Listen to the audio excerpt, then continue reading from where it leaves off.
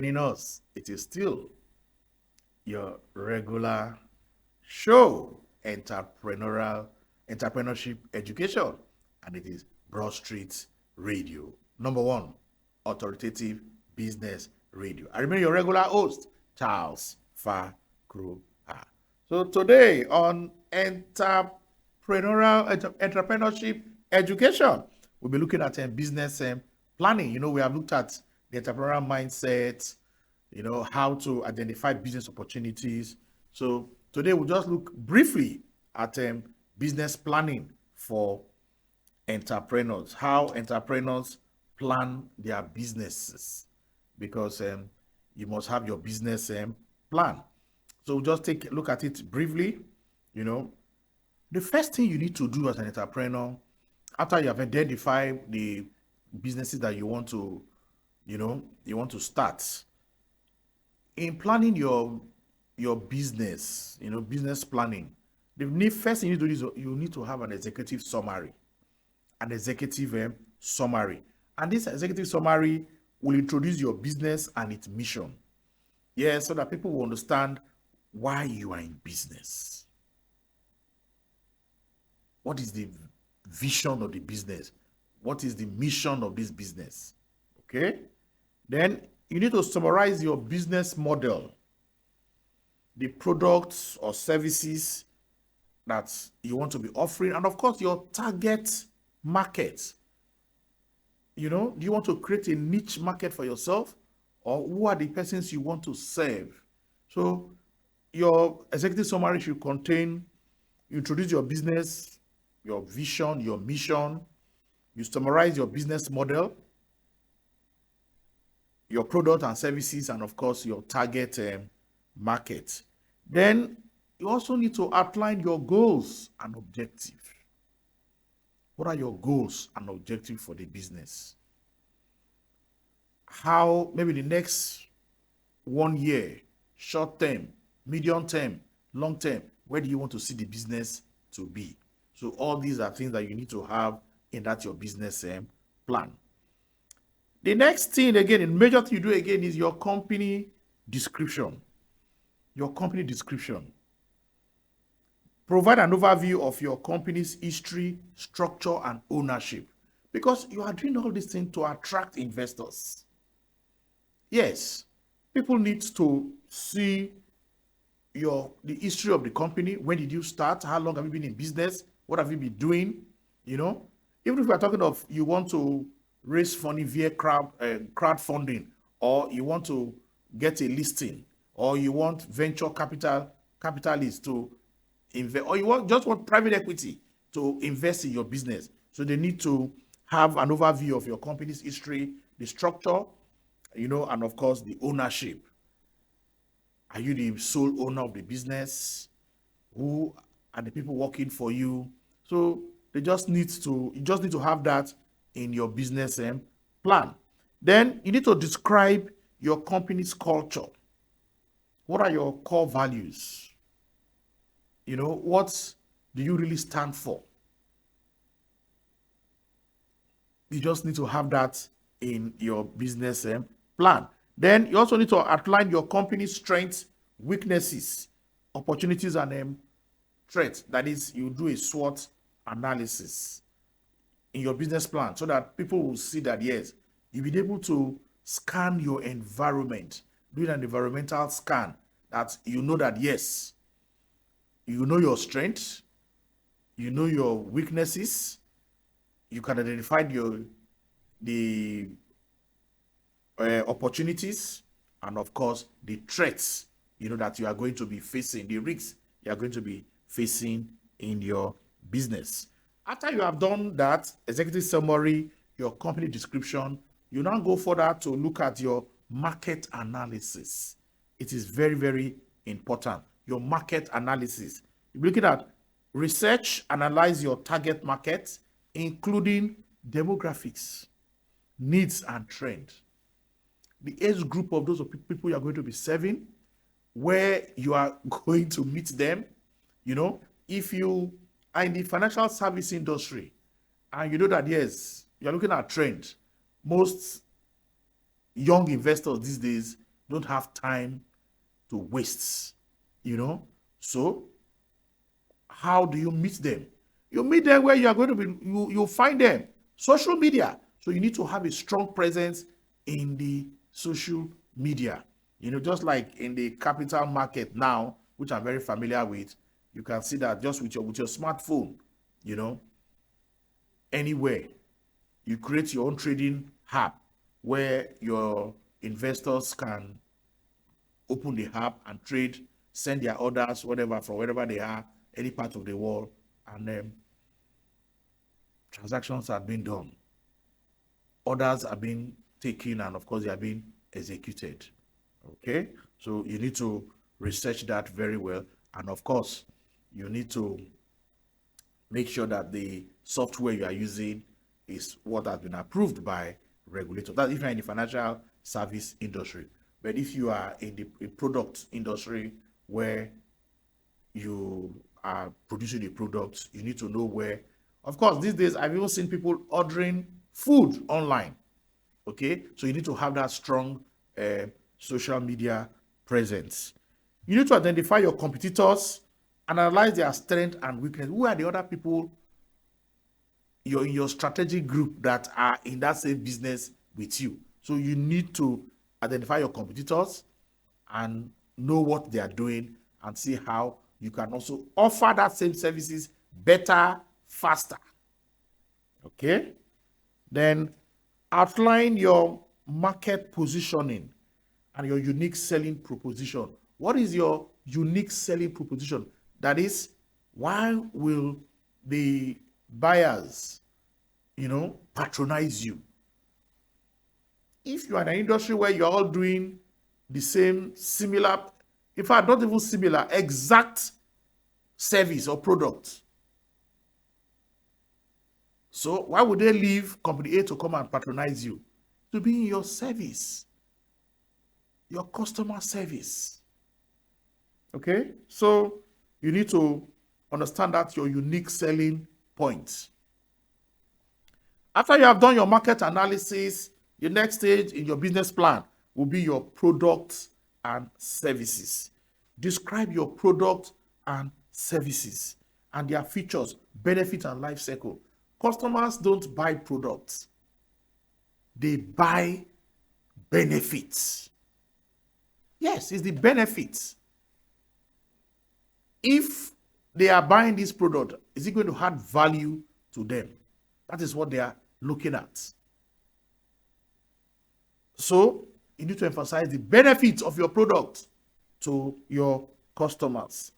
Outline your product and service development process and your timeline. And that's why when I run sales training for some companies, the first thing is product knowledge. Product knowledge is key.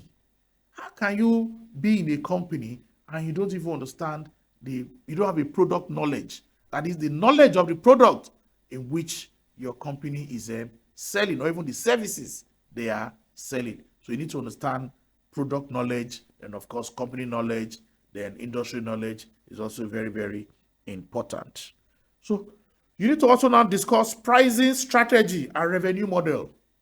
How do you price your product? Yes, it's in the financial service industry, of course, the prices are, I mean, it's a regulatory environment, so you cannot just charge, you know, whatever price you want and all that. But of course, other charges that are being paid are statutory. But yes, for your own, for strategic for strategic process, you want to get more clients. Yes, you're looking at volumes. There is no law that says, no rule that says if the market is charging 1.35% and you decide to give a pension fund management, they say, okay, let me get your business and I want to do 1%.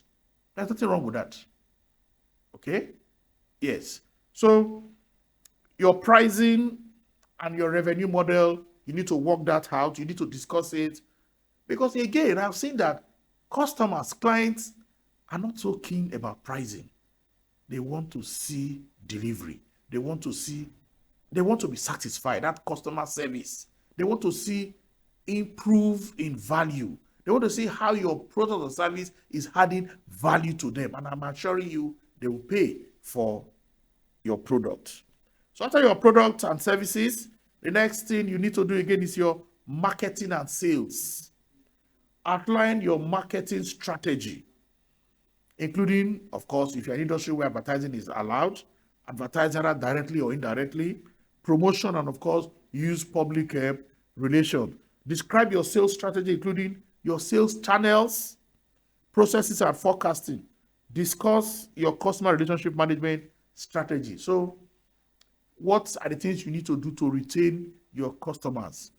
Yes, you can sell a product to your customer, you get the cash, but you can also lose that customer. What are the things you need to do for you to continually get repeat businesses? Well, say when you satisfy a customer, they will tell maybe at least 5-10 persons. But when that customer is dissatisfied with your product or services, they will tell over 200 people. So your satisfied customers become your unpaid advertiser. So ensure that your sales, your marketing and sales strategy is done to ensure that the customers get satisfaction. I see a lot of online businesses, and the way the vendors just behave, I say, no, this is not customer service. It's not whether they tell you, oh, the customer is king, the customer is always right. It has gone beyond that. Okay? The customers have become demigods. It's not a problem of whether the customers are right or they are wrong. The customers have a problem. And how do you solve that problem for them? That's the essence why you are in business.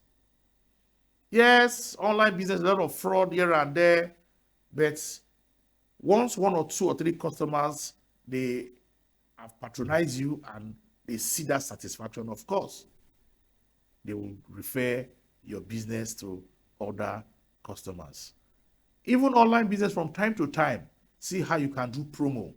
Okay, your trade fair is there. You can go and exhibit your product so that people who have been dealing with you online, they will now come and see, your physical product, and they see that, yes, this is a real business. In fact, I was talking to an entrepreneur some time ago, and she was telling me that a customer, placed her order, and the customer was skeptical because they say you have to pay for delivery and all that. So of course, when she packages, got the delivery, the dispatch, and far away in the north from Lagos, and within the days, I think about, was it 4 or 5 days, the customer in the north got the product and said, wow, this is real. That she just took that risk, and she's so happy that she's been able to get this product. And she started telling other people in her locality, look, this online business, that is, anyway, she has not advertised, but let me just mention her name, Shop Eddie.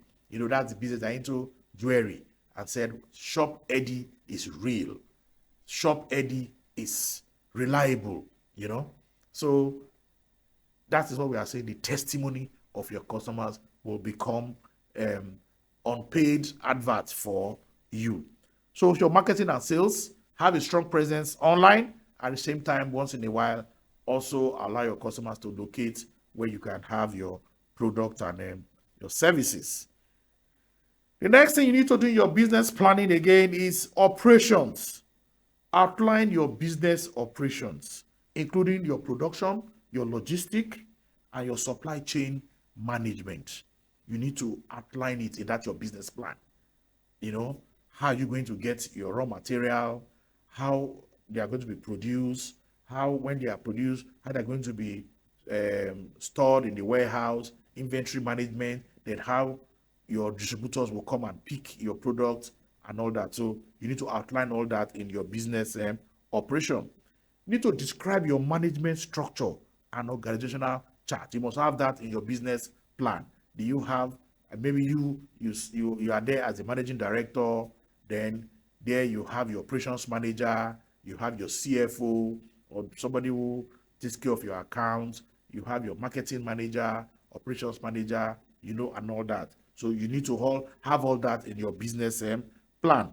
Discuss human resources strategy, including recruitment, training, and development. Don't say, oh, I'm a small scale business, I'm an SME. I don't need to train my workers. Yes, you can even bring experienced persons to come and assist you. And of course, you pay them some fee, and you can even retain, you keep some of them not as full-time employees, you go into partnership with so many service provider, and by the time you are seeing that your business is improving, you can now decide to retain some of these persons or get employee that will do that for you. But training and development is key if you want to run a sustainable business.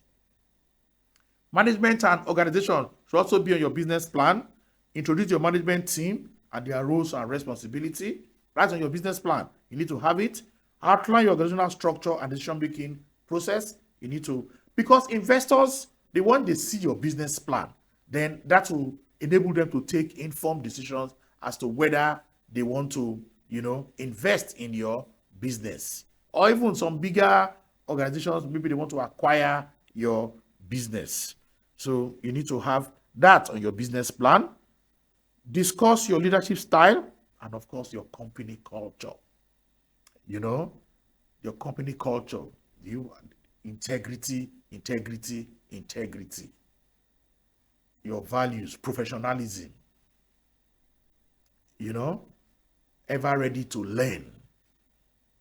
You want to have a workplace culture, positive workplace environment where employees' well-being is paramount.